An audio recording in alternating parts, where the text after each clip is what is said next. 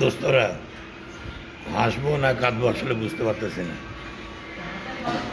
গতকালকে আমাদের সড়ক পরিবহন, যোগাযোগ ও সেতুমন্ত্রী রবিউল সাহেব, মাননীয় মন্ত্রী সাহেব, সাংবাদিক সম্মেলনে বললেন যে আমাদের যারা পরিবহনের যাত্রী, এদের কথাবার্তার সাথে বাস্তবতার কোনো মিল নেই। কারণ তারা বলছে যে এবারের ঈদের যাত্রা খুবই কষ্টদায়ক হয়েছে, কিন্তু রবি সাহেব বলছেন এটা একেবারে মিথ্যা কথা।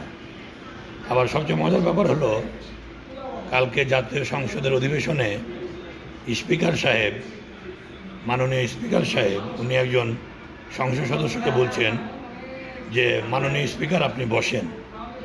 তো আমি অবাক হলাম যে আসলে দেশে হচ্ছেটা কি, আপনারাই বলেন, কমেন্টে জানান।